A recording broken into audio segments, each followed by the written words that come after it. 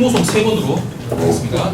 성부와 성자와 성령의 이름으로 은총이 이룩하신 마리아님, 기도하소서. 주님께서 함께 계시니 여인 중에 복되시며 태중의 아들 예수님 또한 복되시나이다. 천주의 성모 마리아님, 이제와 저희 죽을 때 저희 죄인을 위하여 빌어주소서. 아멘. 은총이 이룩하신 마리아님, 기도하소서. 주님께서 함께 계시니 여인 중에 복되시며 태중의 아들 예수님 또한 복되시나이다. 천주의 성모 마리아님, 이제와 저희 죽을 때 저희 죄인을 위하여 빌어주소서. 아멘. 은총이 이룩하신 마리아님, 기도하소서. 주님께서 함께 계시니 여인 중에 복되시며 태중의 아들 예수님 또한 복되시나이다. 천주의 성모 마리아님, 이제와 저희 죽을 때 저희 죄인을 위하여 빌어주소서. 아멘. 도움신 마리아님, 저희를 위하여 빌어주소서. 성부와 성자와 성령의 이름으로 아멘. 예, 반갑습니다. 예, 방금 소개받은 일장군 요한보스코 신부고요. 예, 그 3년 반 동안 그 돈보스코 미디어라는 그 출판부였습니다. 여러분들 뭐 코라조, 나는 복사, 뭘도 좀 판매를 하겠습니다만은 돈보스코 만화일 등등 책 보셨죠? 예, 그 책들 우리 라우렌시 형제님과 머리를 맞대고 예, 뭐 그런 책들 만들고 여러분들이 보시는 사실 가족지, 예, 그 가족지를 이제 만들었습니다. 그 제가 어렸을 때 본당에 계신 스님들을 보면서 그때는 이해하지 못했지만 지금이 참 마음에 와닿는 그런 모습이 어떤 모습이었냐면, 분명히 그 전날까지 농담 주고받고 친하게 지냈던 수녀님이 그 다음날 안 계세요. 사라졌어요. 알고 봤더니 소임이동에 가신 거예요. 네, 퇴회하신 겁니다. 소임이동 때문에 가셨어요. 근데 언제 가시냐면 새벽에 몰래 가신 거예요. 그 누구도 알지 못하게. 뭐 주임 신부님 알고 계시겠지요. 그래서 저희 뭐 복사단 할 때, 주력교 할 때 정말 수님 뭐 친하게 지냈던 몇몇은 수님 안 계셔서 막 울기도 하고 막 그랬어요. 아니 그 가면 그래도 잘 가시라는 박수도 받고 이렇게 환송 받으면서 가면 좋을 텐데 왜 그렇게 몰래 가실까라고 생각했거든요. 지금에서야 알 것 같아요. 지금에서야. 그래서 뭐 성직자 수도자들은 자신의 할 일을 다 끝내면 조용히 사라지는 존재이기 때문입니다. 그래서 또 거기 있으면서 인간적인 입장에서는 큰 박수도 받고 싶고 안녕히 가세요라는 얘기를 듣고 싶고 어디 가시면 저에게 연락 꼭 하세요라는 얘기를 듣고 싶은데 그 스님들 모습 그때는 이해 못하지 못했지만 지금에서야 그렇게 깨닫게 되더라고요. 그래서 그 지난 1월달에 이제 인사 발령을 받았습니다. 그 돈보스코 미디어 3년 동안 하다가 미국 교포 사목을 하라는 이제 이야기를 듣고 예, 준비를 하다가 지난주에 비자가 나왔어요. 종교 비자가 나와서 10월달에 가게 되었습니다. 10월부터 예, 짧게는 3년, 길게는 5년 이렇게 될 건데 오늘 아시는 분들마다 언제 가냐는 질문을 제가 수십 번 들었습니다. 언제 가세요? 언제 가세요? 예, 그래서 뭐 미국 가신다니까 말씀하셨으니까 다음 달에 갑니다. 예, 언제 가세요? 묻지 않기.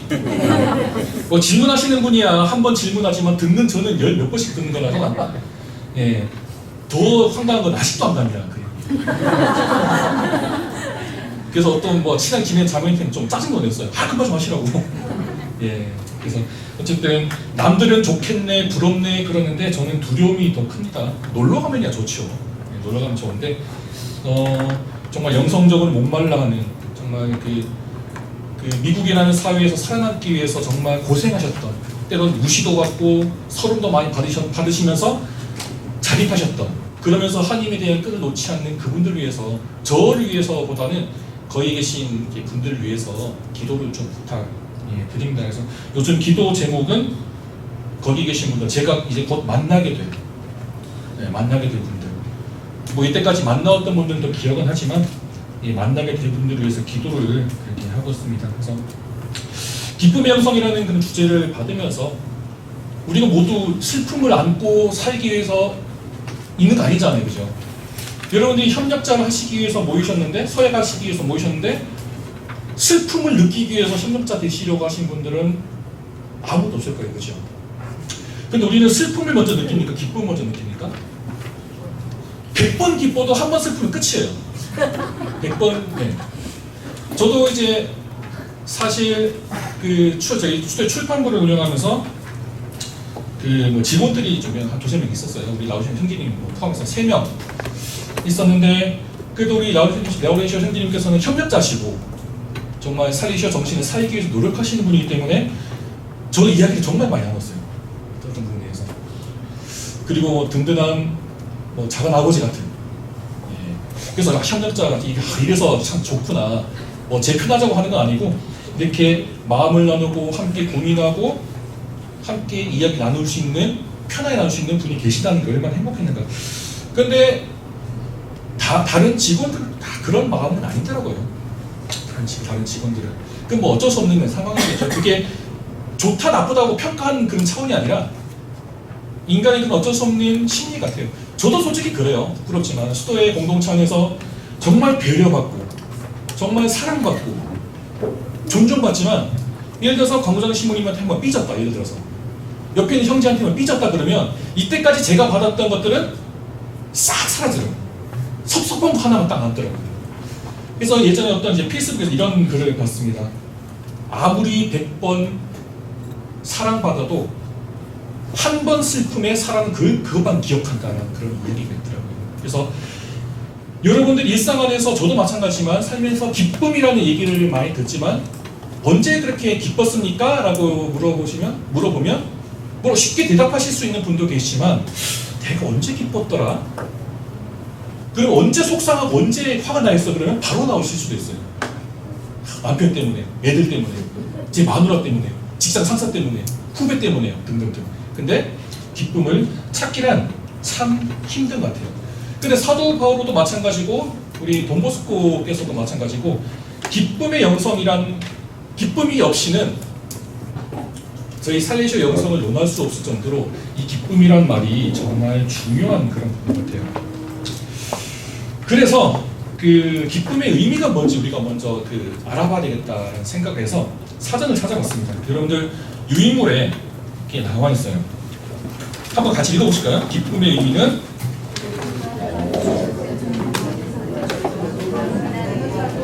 다시 그러지 마시고. 네, 기쁨을 욕구가부터 시작. 욕구가 충족되었을 때 흐뭇하고 즐거운 마음이나 느낌이라고 정의, 일상생활에서 접하게 되는 다양한 긍정적인 상황들에 의해서 해야. 네, 그렇습니다. 로사사님, 기뻤을 때가 언제입니까? 예? 두 따님이 작년에 청장님 오셨을 때, 서약했을 때, 그때가 가장 기뻤다고 합니다. 대단하신다, 그죠? 사전적인 의미로는 기쁨이라는 것을 어떻게 보면 좀 추상적인 표현이에요, 그죠? 사과, 컵, 책상 그런 것처럼 우리가 눈으로 직관할 수 있고 평가할 수 있고 만질 수 있는 그런 게 아니라 좀 정신적인 세계에서 좀 맴도는, 그래서 기쁨이란 무엇입니까? 라고 물어본다면 다 대답이 다를 수도 있고 아니면 선뜻 대답을 못 할 수도 있어요. 제가 살레시안 생활을 하면서 가장 답하기 힘든 질문이 뭐냐면 왜 수도원으로 오셨어요? 아니면 왜 신문이 되셨어요? 그 질문이 저에게는 상당히 대답하기 어려운 그런 질문이에요. 그래서 이렇게 대답할 수도 있겠죠. 우리 신자들의 영적 성장을 위해서, 구원을 위해서 미사도 드리고 싶고, 가난한 젊은이들과 함께 살면서 그들을 구원하고 싶고, 돈보스코의 영성을 따라 사는 게 너무 행복해서요 라고 할 수는 있어요. 근데 제가 드린 답변에 대해서 뭐가 와닿으십니까? 솔직히 어떻게 보면 뻔짜예요, 대답이. 어떻게 보면 너무나 전형적이고 그렇겠구나 라고 할 수도 있겠지만 어떻게 보면 현실적이지 않잖아요, 그죠? 구원이라는 것, 또 아까 말씀드린 기쁨이라는 것, 그런 것들이 좀 이제 추상적인 그런 부분 때문에 우리가 쉽게 와닿지 못하는 그런 부분일 수도 있습니다. 기쁨이란 말도 그래요. 어떻게 보면 국어 대사전에서는 좀 장황하게 설명을 했지만 긍정적인 마음, 그리고 뭔가 모르지만 짜증나고 스트레스 받는 그런 상황이 아니라 뭔가 막 날아갈 것 같은 그런 느낌들, 그런 것들 되게 우리는 기쁨이라는 그런 표현으로 이렇게 합니다. 기쁨이라는 말은 대부분 신체적인 표현으로 나옵니다. 화유적인 표현이라고 그래요. 화유라는 게 뭐냐면 그 사물이나 그 어떤 단어를 설명하기 위해서 어떠한 우리가 눈에 보일 수 있는 그런 사물들을 빗대어서 표현하는 거예요. 예를 들어서 말이 어렵다. 예를 들어서 그동안 놓고 있던 붓을 들었습니다. 어떤 표현일까요? 어떤 문필가가 그동안 놓고 있었던 붓을 들기 시작했습니다라고 한다면 글을 쓰기 시작했다는 표현이잖아요. 그 글을 쓰기 시작했다는 표현하기 위해서 붓을 들었습니다. 그리고 뭐 남자 사나이 태어났으면 무라도 깎기 위해서 칼이라도 뽑아야지. 이건 뭐 말입니까? 뭔가 결단을 내리고 뭐 화끈하게 할 수 있는 그런 뭐 팩이나 그런 결단을 내리는 뭐 그런 뜻이겠죠. 그래서 기쁨이란 말도 우리가 솔직히 정형화된 표현으로 나타낼 수 없기 때문에 신체적인 반응과 신체적인 표현을 통해서 우리는 그 기쁨을 느낄 수가 있습니다. 그래서 우리 목사님이 작년에 두 따님이 총회하면서 협력자 서약을 했어요. 서약했다는 그 자체가 이 자매님 마음에 있는 기쁨을 드러내는 그런 표현이죠. 그리고 오늘 너무 기분 좋아서 오늘 월급날이라 너무 기분 좋아 집에 가면서 콧노래를 불렀다. 이것도 월급을 받은 것에 대한 기쁨을 표현하는 그런 것이잖아요. 그렇기 때문에 물론 우리 행동 자체가 기쁨을 완벽하게 정의할 수는 없지만 우리가 품고 있는 기쁨을 드러내기 위해서는 어쩔 수 없이 우리의 신체적인 그런 반응을 통해서 표출이 되는 겁니다. 한마디로 나의 내부에 있는 그런 감정들이 신체적인 행동을 통해서 드러나는 거죠. 제가 예전에 교리를 받을 때 어렸을 때 은총에 대한 이제 정의를 이제 배우면서 눈에 보이지 않는 하느님의 은총을 성사에 대해서 배우면서 눈에 보이지 않는 하느님의 은총을 눈으로 볼 수 있게 해준 것이 성사입니다라고 그렇게 뭐 다 들어보셨죠, 그죠? 그런 겁니다. 기쁨도 그렇게 표현되지 않는 이상 우리는 그것을 기쁨이라고 그렇게 이야기할 수가 없어요. 그런데 우리 일상 안에서 신앙생활하면서 협력자 생활하시면서 365일 기쁠 수가 있습니까, 근데? 제가 1년 365일 중에 언제 가장 기뻤을까? 우리가 흔히 알고 있는 그런 기쁨의 정의를 빗대서 생각해 봤을 때는 그닥 없는 것 같아요, 솔직히. 그닥 없는 것 같아요. 새로운 소유를 받고 거기 가야 된다는 그런 막연한 두려움, 불안감. 막상 비자를 받았을 때 남들도 아유 좋겠네요 그러는데 남의 속도 몰라주고 해맑게 웃으면서 아이고 부럽네요 그러는데 그때 느끼게 되는 그런 이제 내적인 그런 갈등들. 아이씨 그냥 확 사무치고 와 그냥 예를 들어서 그래서 안 되겠지. 이런 정도로 조금 이제 불안했던 그런 상황인데 언제 그렇게 내가 기쁘게 살았던가 솔직히 좀 반성을 하게 되더라고요. 근데 우리 신앙 안에서 기쁨을 체험하기 위해서 특별히 우리 살리시오 가정 안에서 기쁨을 체험하기 위해서는 사전적인 의미로 기쁨을 바라봐서만은 안 된다는 거죠. 예전에 우리 누구냐 초대교회 때 우리 사도들 어부도 있었죠, 세리도 있었죠, 뭐 쌍둥이도 있었죠, 뭐 여러 가지 뭐 직업들이 있었던 그런 어떻게 보면 하느님에 대한 신앙도 없이 살았을 그런 사람들이 예수님을 만나면서 존재 자체가 바뀌게 되죠. 그래도 그것도 부족해서 나중에 어떻게 됩니까? 그분을 위해서 목숨까지 바치게 돼요. 그러면 그분들은 막 해맑게 웃으면서 막 춤추면서 그렇게 돌아가셨을까? 그리고 그분들이 받으셨던 고문과 그 아픔들 정말 기뻤을까? 그 당시에 우리가 생각하는 기쁨 느끼셨을까? 아닐 겁니다. 그죠? 근데 그런데 불구하고 그분들이 기꺼이 순교의 영광을 누리셨던 것은 무엇일까? 기쁨이 있는 것에 마음이 있잖아요, 그죠? 기쁨이 있는 것에 마음이 있어요. 그러면 그 사람들은 죽음에 마음이 있었을까? 절대 그러지 않았을 겁니다. 두려웠을 거예요. 그에 불구하고 그들은 그것을 선택했어요. 우리 인간적인 그 사고방식으로는 전혀 기쁘지 않았겠죠. 그리고 우리가 하나님을 모르는 그런 사람들에게 이런 기쁨을 얘기한들 아무런 소용이 없을 겁니다. 나 같은 배교같이 그러겠죠. 그렇기 때문에 우리는 그리스도교 신앙 안에서 말하는 기쁨이 무엇인지, 물론 우리가 아까 사전적으로 표현했던 그런 것들이 뭐 틀렸다는 것은 아니고 받아들여서는 안 된다는 것도 절대 아닙니다만은, 우리 신앙 안에서 느낄 수 있는 그런 기쁨이란 무엇인지 우리가 다시금 알아봐야 된다는 겁니다. 교회에서 말하는 기쁨은 여러분들 유인물에 보면 나와 있습니다. 인간이 자연과 조화를 이루는 가운데 타인을 만나고 친교를 나눌 때 느끼는 감정. 뭐 딱 이렇게 표현하는 것은 아니고 제가 여러 가지 쭉 읽다 보니까 이 문장으로 저는 이제 결론이 나더라고요. 인간이 자연과 조화를 이루는 가운데 타인을 만나고 친교를 나눌 때 느끼는 감정을 우리는 교회에서 말하는 기쁨이라고 이야기를 합니다. 사실 뭐 자연이라는 표현보다는 하느님이라는 표현이 더 낫겠죠. 하느님과 인간이 교감을 이루면서 느끼게 되는 그런 감정을 우리는 기쁨이라고 그렇게 이야기합니다. 그래서 성경 안에서 드러나는 그 기쁨은 단순한 감정으로 나타나는 것은 아닙니다. 하나의 성향, 하나의 성격으로 그렇게 나타나는 것이죠.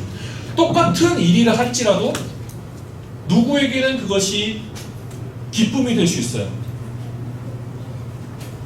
노사람인처럼 하나님이 서약하는 살레시안으로 설명자로서 서약하는 모습을 보면서 기쁨을 느끼시지만, 어떤 분들은 만약에 내 딸이 저기서 살레시오 협력서 서약을 하면 라고 물음표를 던지는 분도 계실 겁니다. 네.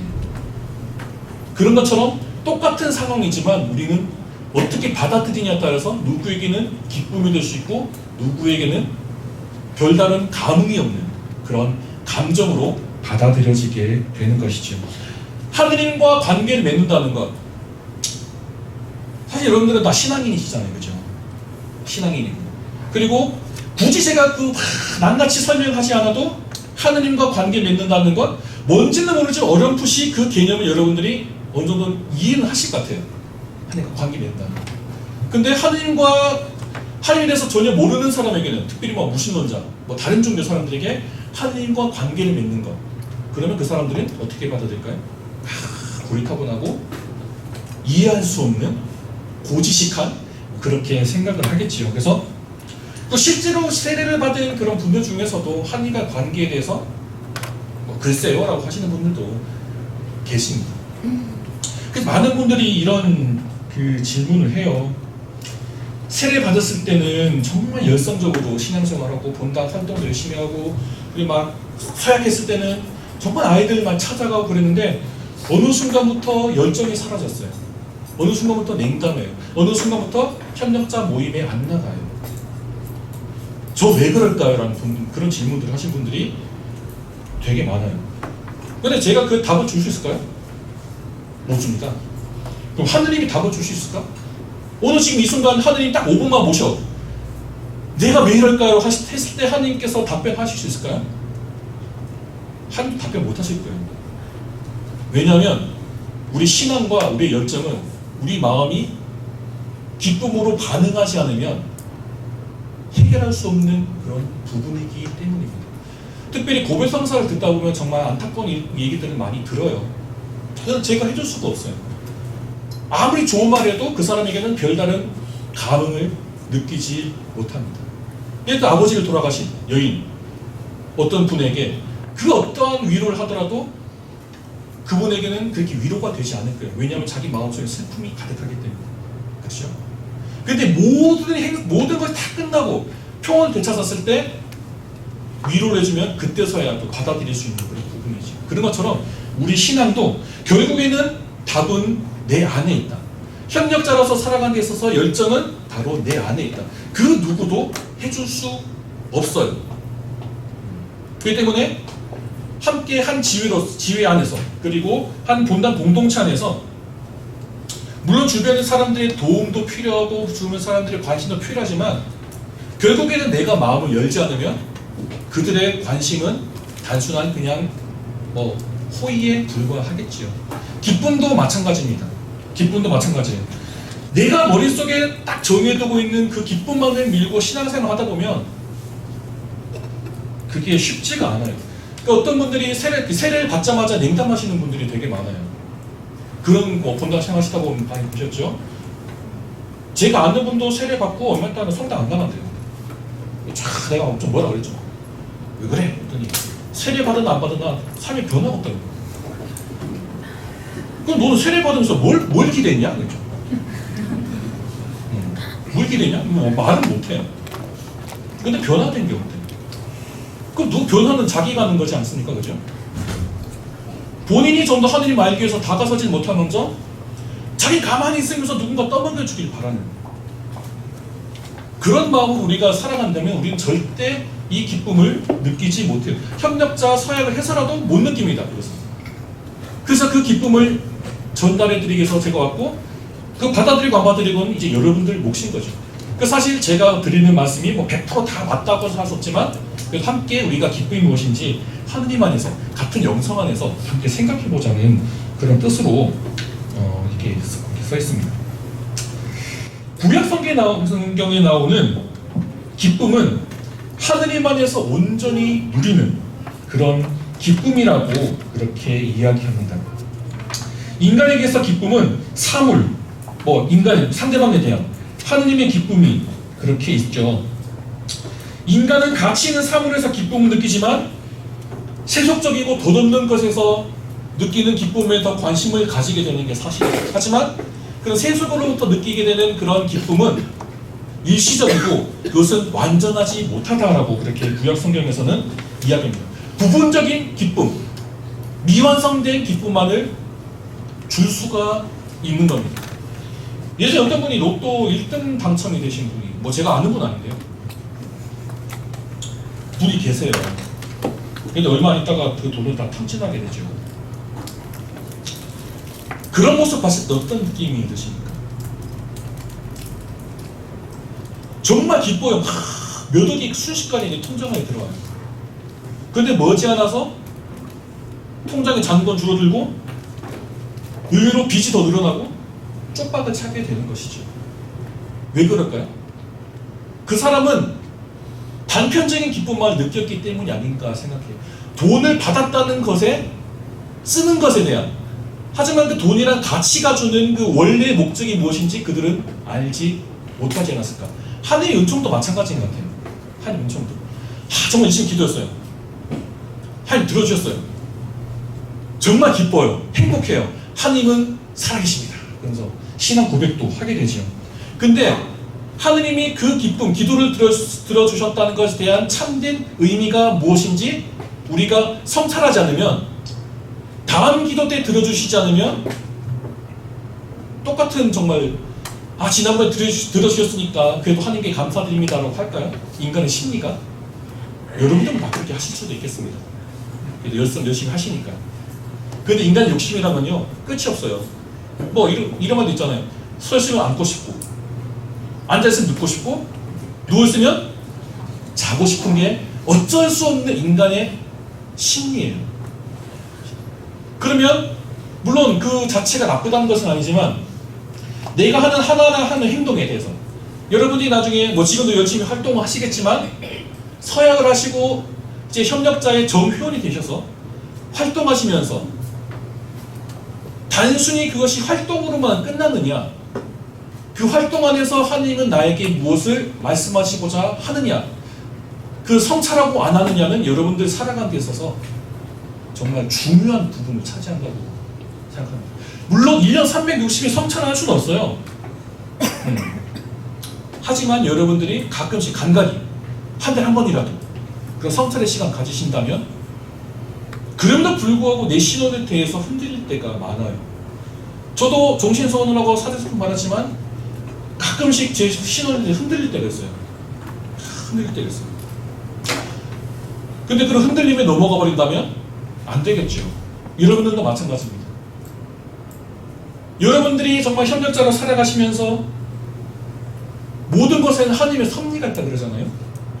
그것이 무엇인지 여러분들이 적어도 한 달에 한 번, 두 달에 한 번이라도 성찰하신다면 여러분들의 협력자 성소를 꾸준히 이어가는데 큰 힘이 되신다는 거예요. 그것이 기쁨인 거죠. 단순히 감각적으로, 물리적으로 느낄 수는 없지만 내가 서약할 때 그때 첫 마음으로 계속 돌아갈 수 있다는 거예요. 여러분들 막 인상 쓰면서 서약을 하지 않으실 거잖아요. 그죠? 서약하신 분들, 그렇죠. 인상 쓰면서 서약 안 했잖아요. 그죠? 뭔가 벅차오르는 감동이 있었을 것이고, 서약할 때 그 떨리는 마음도 있었을 것이고, 서약을 준비하시면서 내가 어떻게 살아야 되겠다 결심도 하셨을 것이고, 그렇죠? 하지만 그런 것이 한결같으면 괜찮지만 모든 것에서는 한결같은 것은 없어요. 한결같기 위해서 우리가 부단히 노력을 해야 됩니다. 그러기 위해서 우리는 첫 마음으로 돌아가야 된다는 거예요. 첫 마음. 그걸 이제 히라보로 아남네시스라는 아남네시스. 아남네시스. 현실, 실제 하는 기억이면 실제 하는 기억. 우리가 미사를 드리는 이유가 뭡니까? 하나님의 뭐 구원제사, 희생제사를 재현하는 그런 부분일 수도 있겠죠. 성령 축성경 이런 문구가 있습니다. 너희는 나를 기억하여, 기념하여 이를 행하여라. 단순한 기억이 아닙니다. 그것은 단순한 기억이 아니라 아남네시스. 예수님께서 체험만찬 때 제자들에게 친히 당신의 몸과 피를 나눠주시면서 사랑을 전해주셨던 그때 그 감정이 미사 때 그대로 현실화된 거거든요. 우리는 그 사도들이 느꼈을 감정과 감동은 직접적으로 알지 못하지만 그 자리에 내가 함께함으로써 예수님이 주시는 빵과 포도주를 영했을 때 우리는 이 힘으로 사도들이 복음을 전하고 목숨을 바쳤구나. 이게 하느님의 사랑이구나. 느꼈을 겁니다. 비록 예수님 십자가 못 박혀 돌아갔을 때는 요한을 제외하고는 다 도망갔죠. 그를 불구하고 그들이 예수님께로 다시 모일 수 있었던 것은 무엇일까요? 그때 나눴던 빵과 포도주입니다. 빵과 포도주. 하지만 우리는 그 망각할 때가 있죠. 미사 때 그냥 그리스도 몸 아멘 하니까 받아보십니다. 근데 그것은 여러분들이 직접, 지금은 뭐 환경도 아니고 분위기도 아니지만 제자들이 느꼈을 감정의 장소에 여러분들이 실제 하신 겁니다. 그것을 회상함으로써 그게 단순히 좋았던 기억이 아니라 실제 하는 거죠. 실제.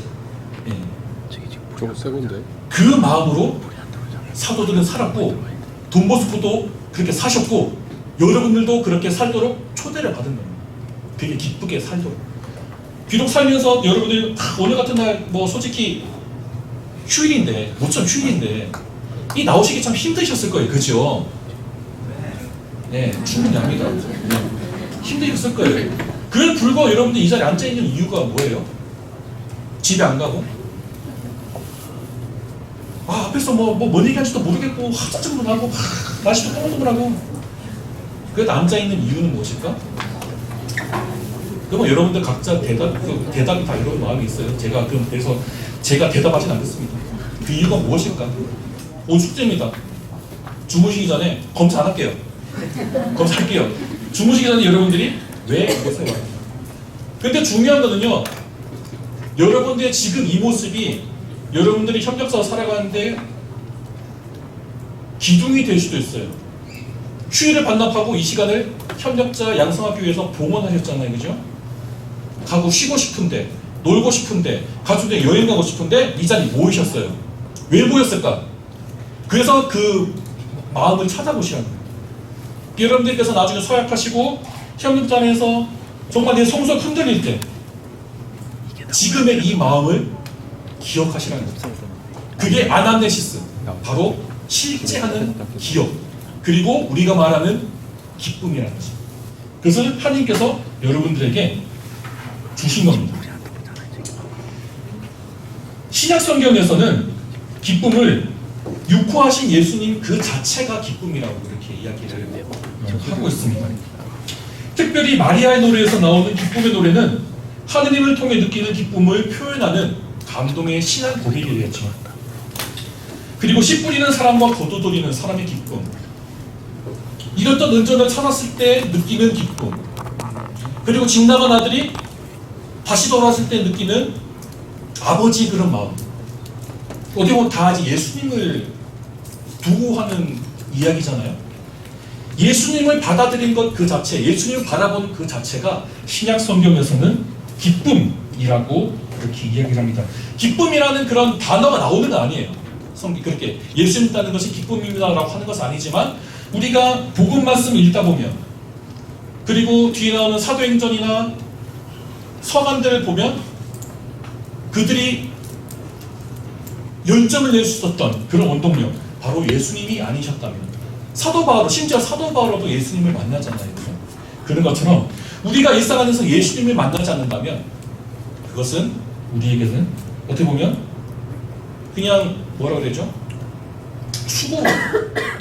수고로움으로밖에 우리는 생각할 수가 없게 되는 겁니다.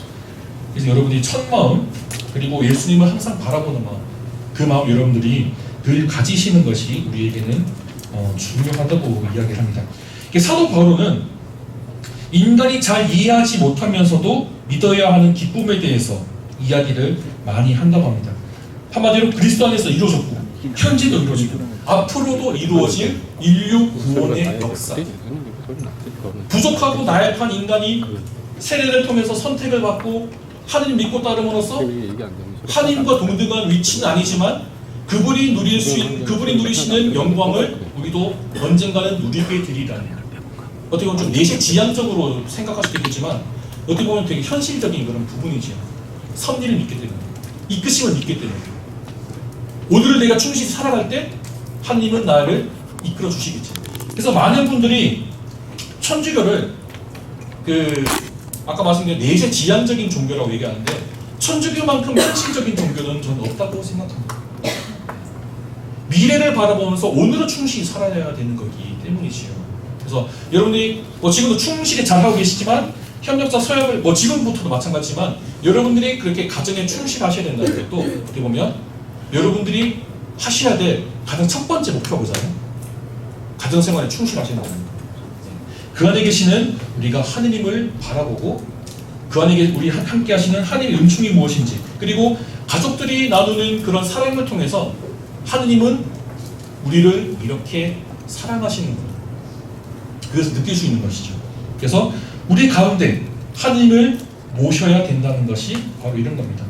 그리고 신앙도 마찬가지예요. 우리가 본당 공동체 생활을 왜 하는지, 그리고 굳이 이런 협력자라는 그런 단체 안에 속해야 되는 이유가 무엇인지. 어떤 분들이 많이 그래요. 아니 주일에 굳이 미사 안 나가도 십자가상 앞에서 열심히 기도하고 묵주기도 마치고 성경 말씀 읽고 하면 되는 거 아니에요? 라고 그렇게 물어보시는 분들이 계시는데 어떻게 생각하십니까? 공감하십니까? 굳이 미사 안 나가지 않아도? 미사 나가면 그 재미없는 신부 강론 들어야 되죠. 앉아들어갔다 해야 되죠. 집에서 얼마나 좋습니까? 거룩하게 경건하게. 근데 나홀로 신앙은 위험합니다. 절대로 위험해요. 정말 위험해요. 왜냐하면 잘못된 신앙으로, 잘못된 믿음으로 나아가시거든요. 우리 공동체에 있는 이유가 그거예요. 내 신앙을 온전히 바로잡기 위해서 있는 거예요. 그런 성직자가 가르치는 그런 교회의 가르침, 그걸 통해서 우리가 살아가는 모습들, 물론 인간의 못난 모습들 다 보여요. 누구는 저게 안 되고, 누구는 저게 안 되고, 누구는 또 저게 안 되고, 마음에 안 드는 게 천지의 투성입니다. 경상도 말로 천지 삐까리예요. 마음에 안 드는 게. 그걸 불구하고 우리가 공동체 생활해야 되는 이유는 뭐냐면, 그걸 통해서 내 신앙을 정주행할 수 있는 그런 힘을 얻을 수 있기 때문에. 나주 성모님, 그러니까 전 극혐 나주 낮자만 나도 정말 부르르 떨려요. 많은 분들이 거기서 신앙 체험도 하고 성모님도 보고 예수님도 보고 그동안 느끼지 못했던 신앙에 불이 타올랐어요 라는 증언들 많이 들어요. 그죠? 근데 교회 가지 마라 그래요. 왜 그럴까요? 왜 그럴까요? 중요한 거는 교회 교도권에 순명하지 않았기 때문에. 성모님을 예로 들어봅시다. 성모님. 그 당시 어린 나이에 임신하게 되면 아시다시피 투석형에 당하게 되는 거죠. 실제로 뭐 중동에서 이슬람 국가에 그런 일이 벌어진다고 합니다만 있을 수도 없는 일이에요. 있을 수도 없는 일. 하나님 나 죽이려고 작정하십니까? 라고 따졌을 수도 있어요. 근데 받아들이자는 거죠. 예수님을 예루살렘으로 데려갔는데 예수님이 없어졌어요. 아들이 없었어, 아들이. 요셉이랑 사흘 밤낮을 예루살렘 온 동을 찾았는데 어디서 발견됐습니까? 예수님이? 학자들 가운데 발견됐어요. 엄마가 내가 널 얼마나 찾았는지 모른단다 라고 했을 때 예수님이 뭐라 그랬어요? 그게 뭐더라고요. 뭔 상관이에요 이게? 라고 대답했습니다. 근데 성모님이 어땠습니까? 원리 원칙을 내세우지 않았죠. 그죠? 어떻게 했습니까? 마음에 새겨들었다. 아니 성모님이 순명의 아이콘인데 그들은 순명하지 않아요. 하나님의 성령의 가르침은 교회를 통해서 내려온다고 했습니다. 그리고 그 가르침은 거룩한 교도권을 통해서 반포된다고 했어요. 근데 그 교도권이 하지 말라고 했는데 했다는 것은 그거 하나만으로도 저는 이단이라고 불리기 충분합니다 라고 말씀드리고 있습니다. 결국 그렇게 됩니다. 나홀로 신앙이라는 건 물론 신앙생활 열심히 하나님을 끝까지 찾을 수도 있겠죠. 하지만 예수님이 인간이 되어 오신 이유가 뭘까요? 왜 공동체 안에 들어있을까? 성모님은 왜 그런 심지어는 문전박대까지 당하시면서 왜 성모님은 예수님을 뜻을 받아들이셨을까? 분명히 할 말도 많으셨을 텐데 분명히 옳은 일인데 왜 옳다는 것을 강조 안 하시고 마음에 새기셨을까? 그렇게 생각하신다면 우리는 공동체 안에 들어와야 되는 거죠. 공동체. 그 공동체 안에서 우리는 하나님 안에서 느낄 수 있는 기쁨을 느낄 수가 있는 겁니다. 바로 예수님을 바라보면서 그런 것이죠. 그렇습니다. 자, 그러면 여러분 두 번째 보면 순교자들이 누린 기쁨이라는 그런 부분이 나오죠. 그래서 뭐 돈보스코의 기쁨 영상에 나오다가 뜬금없이 왜 순교자들이 나올까 해서 순교자 성어를 이제 거의 벌써 말미에 다다랐죠. 다행히 저는 제가 아는 이제 사례 주님들 몇 분이랑 당국의 성지순례 한번 하긴 했습니다만서도 순교자들이 과연 그들이 서슬퍼런 칼에 목이 잘리는 그런 죽음을 당한다는 것을 뻔히 알면서도 왜 그들은 하느님을 놓지 못했을까? 그렇습니다. 그래서 돈보스코의 기쁨에 대해서 나누기 전에 우리나라의 거룩한 순교자들의 삶을 한번 묵상해 보면 좋겠습니다. 그들이 선택했던 것은 하느님이고 그들이 선택한 하느님은 자신에게서는 큰 기쁨이었어요. 물론 하느님을 버리면서 다른 기쁨을 찾을 수도 있었겠죠. 그렇다면 그들이 하느님이라는 기쁨을 선택할 수 있었던 궁극적인 이유가 무엇일까? 뭐 성령께서 이끌어 주셨다라고 하면 솔직히 끝이죠. 성령께서 그들을 이끌어 주셨다. 그렇다면 그들이 성령께서 그들을 어떻게 이끌어 주셨냐가 중요한 거죠. 그죠? 제가 솔직히 뭐 한국 교회사를 연구해 보지 않아서 잘 모르겠습니다. 그 교회의 역사학자들은 어떻게 얘기하는지는 모르겠어요. 근데 그 신학교에서 교회사를 배우면서 나름대로 묵상하고 좀 깨달았던 그런 부분들이 있어서 그건 여러분들에게 좀 나눠드리고자 이런 부분을 넣었어요. 이것은 교회에서 말하는 공식적인 입장이 아니니 여기서 그냥 듣고 그럴 수도 있겠구나 라고만 이야기 생각해 주시면 좋겠습니다. 그 조선시대는 그렇죠. 그 유교사회. 원래 유교가 그런 가치인지 모르겠지만 계급이 나눠지잖아요. 양반과 천민 그리고 남존 여기. 우리 자매님들께는 죄송합니다만은 유교 시대, 그 조선 시대는 남자가 이거였잖아요. 그죠? 심지어는 아들 못 낳는다고 쫓겨나는 며느리도 분명히 있었을 겁니다. 그죠? 물론 그 당시는 예수님 시대에 있었어요. 남존 여기.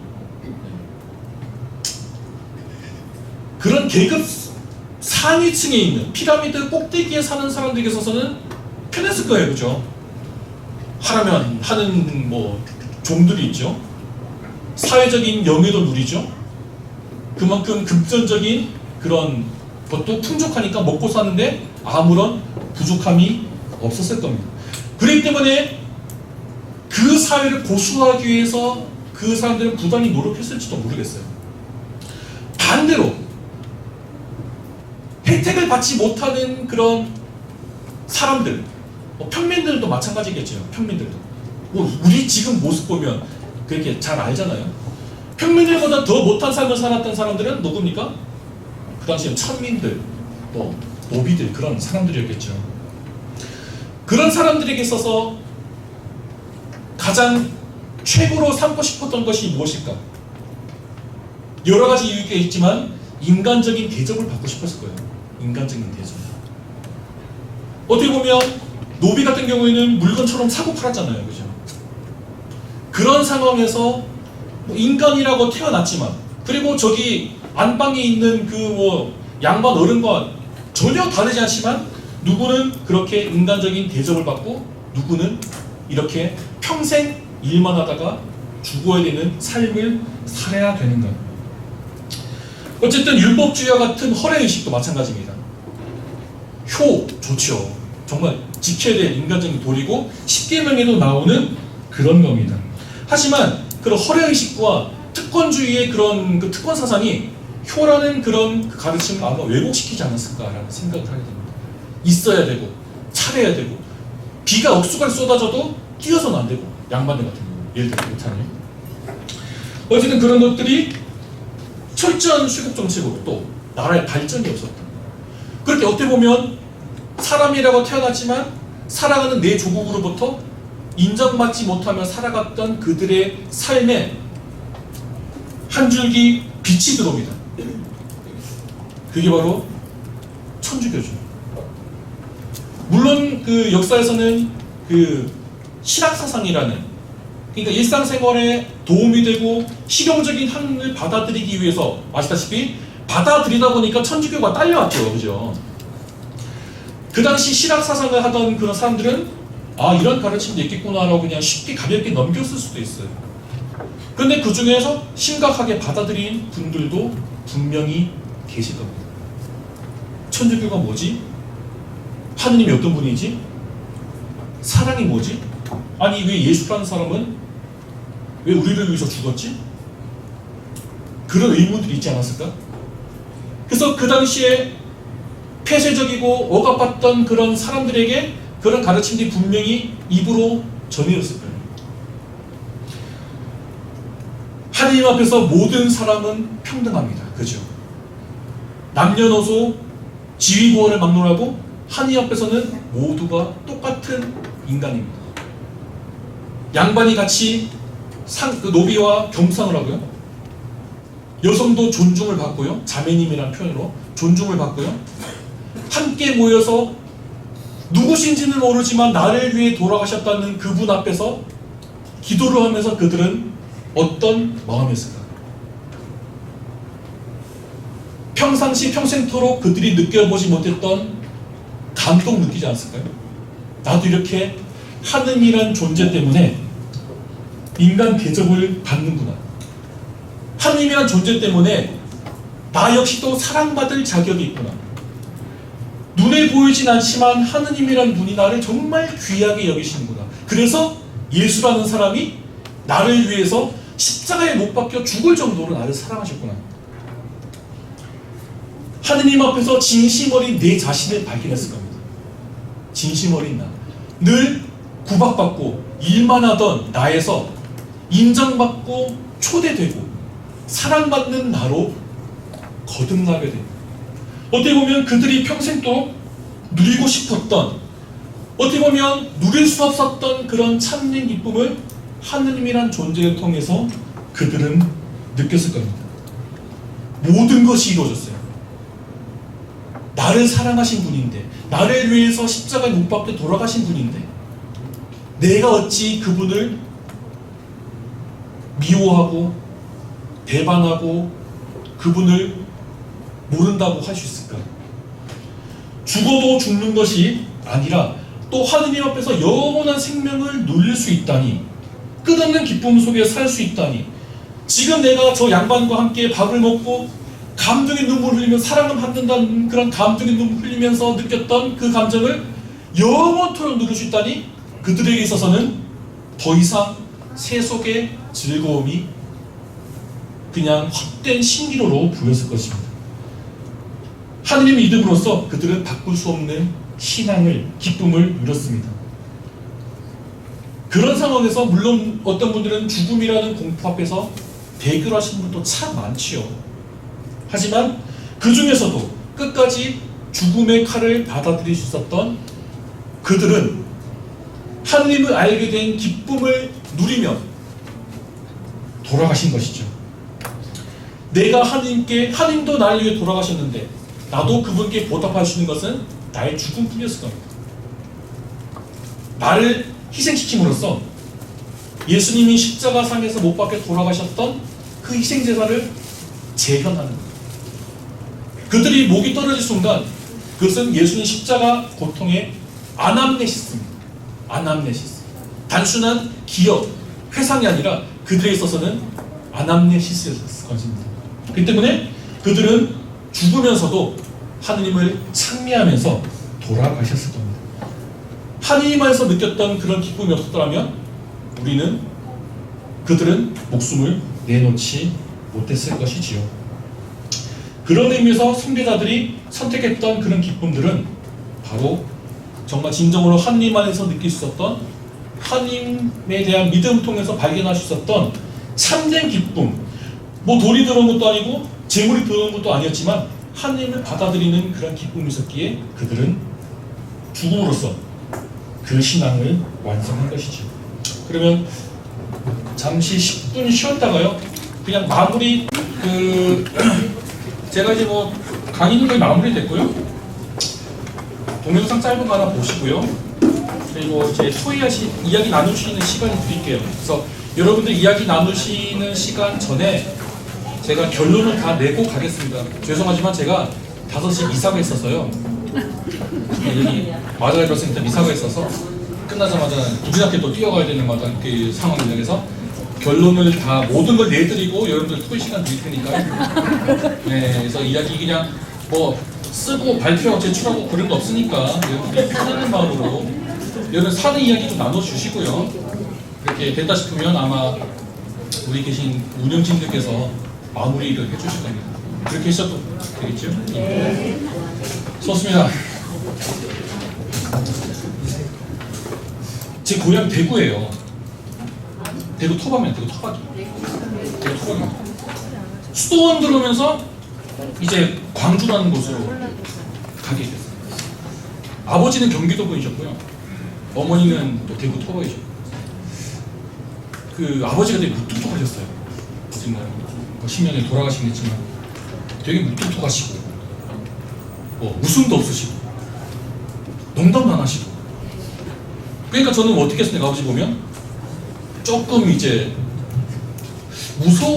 무섭다기보다는 함부로 막 농담하기 막 친근하게 다가가기는 조심스러운 분 있잖아요. 예, 그런 집에서 살았습니다.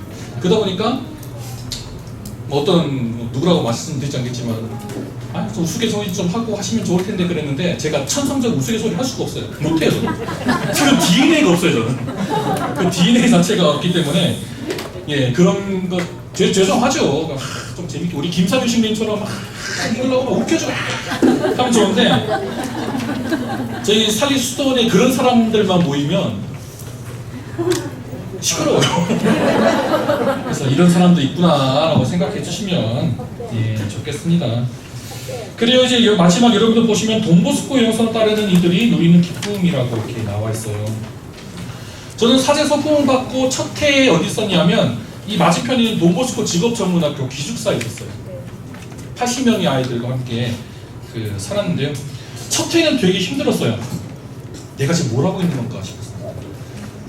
저희 서울교구, 이정부교구 우리 동기들 모임 가서 들어보면 미사도 드리고 예시 훈화도 들어가고 병자성서 다니고 봉성체 다니고 강의 다니고 그런데 저는 애들 잡으러 다니고 청소시키고 욕하고 싸우고 그러면서 내가 지금 뭘 하고 있는 건가라는 그런 생각을 했어요. 그래서 이러려고 내가 정신소원하면서 마음에 눈물을 흘렸던가 이렇게 살려고 주교님한테 안수받을 때 그렇게 뜨거운 감동 느꼈던가.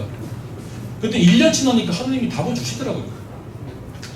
언제 답을 느꼈냐면 아주 사소한 것에서 느꼈어요.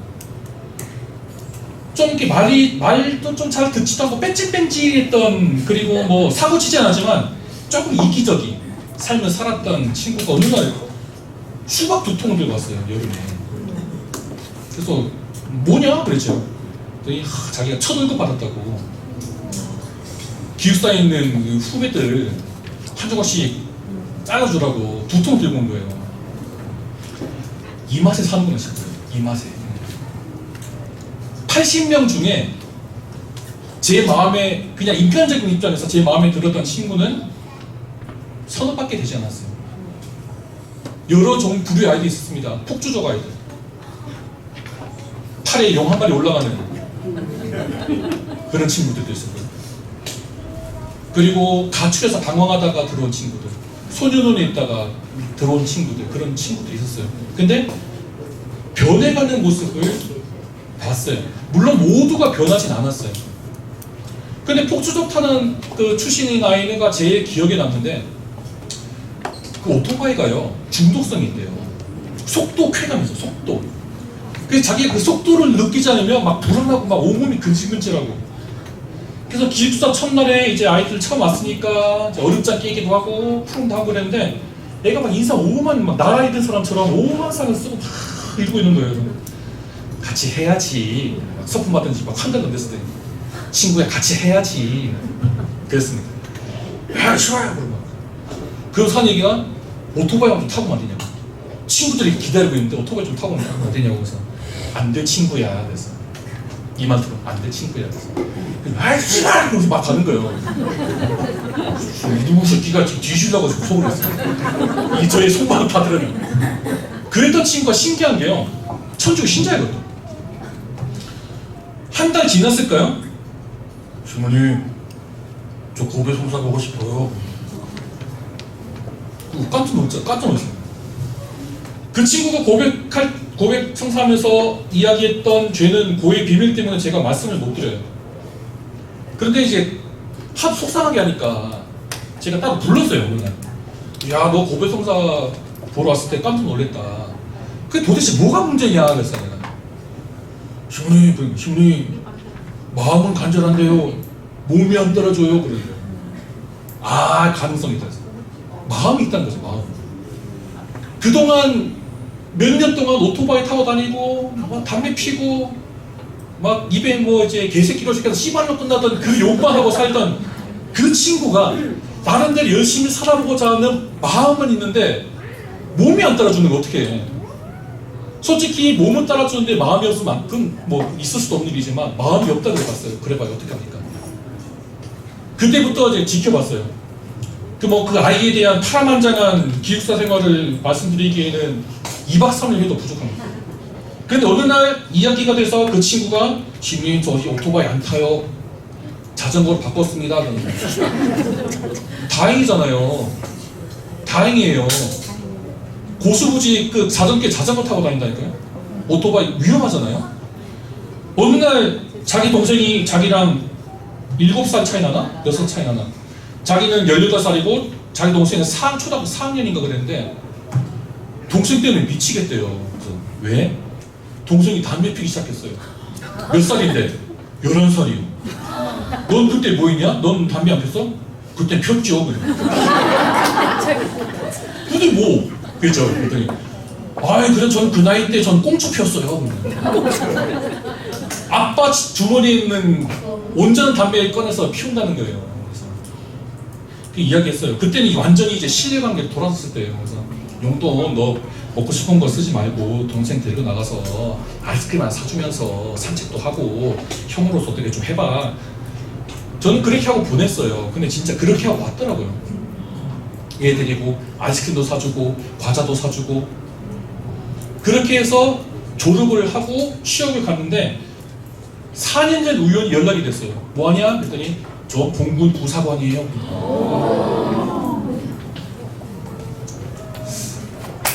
난 이게 기쁨이 아닌가 싶어요.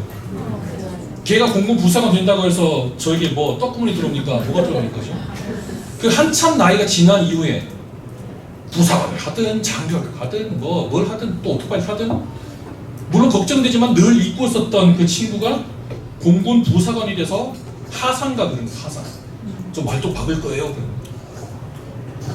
그래서 이때까지 그 아이와 많이 싸웠거든요. 싸우고 막 걔한테 시바소를 몇 번 수십 번 들었어요.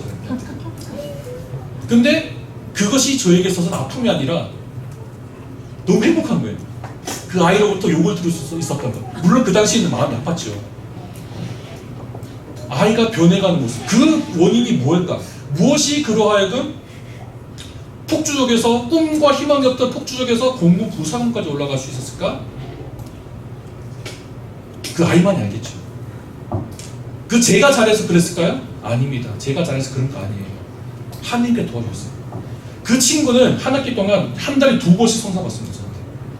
고백 영상 올려요. 꼭 그러고 와요. 고백 영상 올려요. 그 아이 보면서 아 이게 예방교육의 완성이구나. 물론 100% 만족은 못 시켜요. 모든 아이들이 그렇게 잘 할 수 없어요. 근데 우리가 그 가능성이 있는 아이 그 마음속에 있는 가능성 싹과 씨를 보지 못한다면 쟤는 소년 출신이야. 쟤는 맨날 사고만 쳐.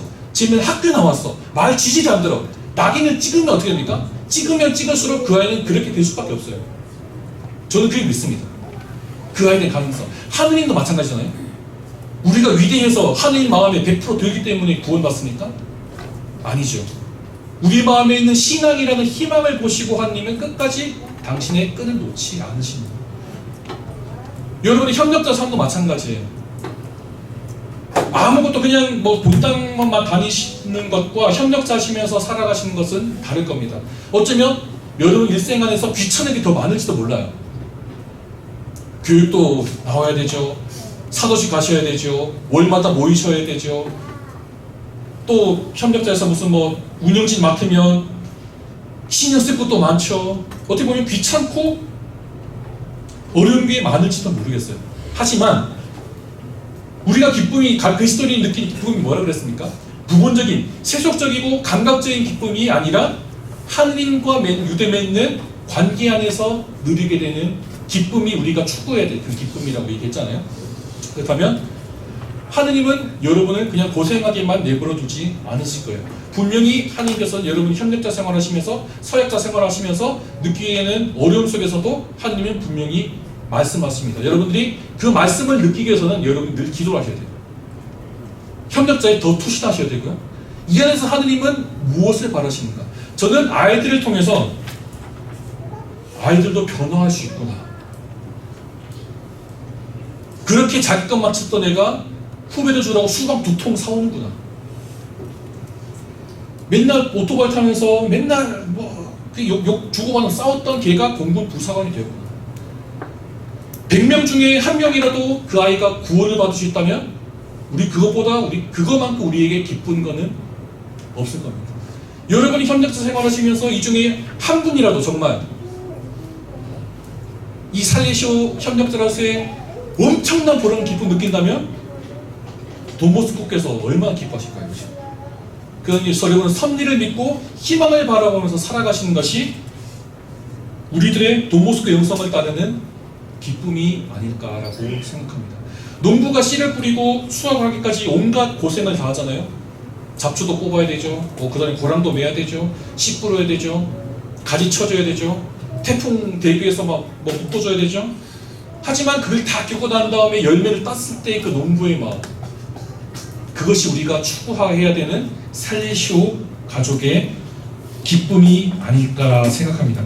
그래서 여러분들 유인물 보면 젊은이들 안에서 느끼는 기쁨, 희망을 바라보게 하는 기쁨, 희생 안에서 체험하는 그런 기쁨이라고 그렇게 나왔어요. 그래서 솔직히 기쁨을 우리가 추구하고자 하면서 그 희생을 생각하지 않으면 안 됩니다.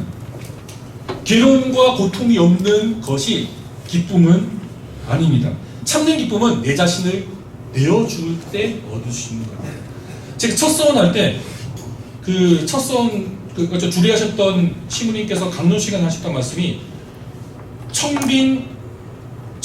순명 청빈 정규를 서원하잖아요. 수도자들은 그 각각 의미에 대해 설명하시면서 순명은 장상의 뜻에 알겠습니다라고 대답하는 것도 순명이지만 하느님의 뜻이 무엇인지 찾고 그분이 원하시는 것대로 살아가는 게 순명이다라고 말씀하셨습니다. 청비는 내가 가진 그런 재산을 그래서 다 자유로워지는 것도 청빈이지만 그 내가 가지고 있는 열정과 내가 가진 달란트, 시간들을 공동체를 위해서 기꺼이 내어주는 것도 청빈이라고 말씀하셨습니다. 정결에 대해서 말씀하시면서 되게 정결은 성윤리 그런 거 생각하시잖아요. 수도자로서 결혼하지 않고 온전히 하나님만 바라보며 살아가는 삶이 정결이지만 한편으로는 예수님께서 보이셨던 사랑을 이웃에게 실천하는 것이 정결이다라고 말씀을 그렇게 하셨습니다. 그런 차원에서 저는 살리시안들이 느끼는 참된 기쁨은 바로 정결이라고 생각합니다.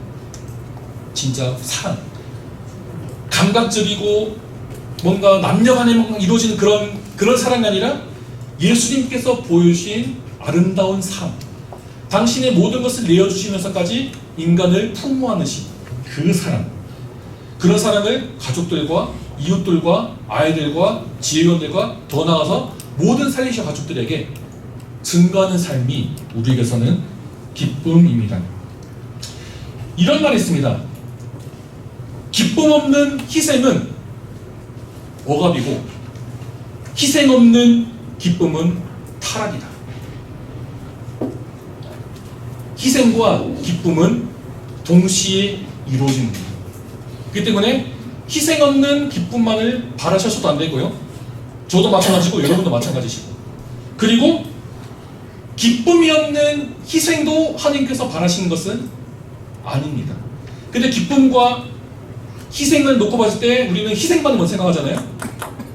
이 희생을 없애는 것이 참된 기쁨이라고 생각하는 일들이 되게 많아요. 근데 그것이 아니라는 것. 그래서 우리가 정말 희생과 기쁨을 함께 안고 갔을 때 하나님께서 우리에게 주시고자 하는 자비가 무엇인지, 이 협력자의 활동을 통해서 돈보스님께서 무엇을 바라셨는지 우리는 100%는 아니더라도 그래도 어느 정도 알 수 있지 않을까라는 생각을 합니다. 힘들고 어려울 때 손을 내밀어주는 이 마무리는 저희 영상으로 대신합니다. 영광이 성부와 성자와 성령께 성경을 보시고 성부와 성자와 성령 이름으로 아멘.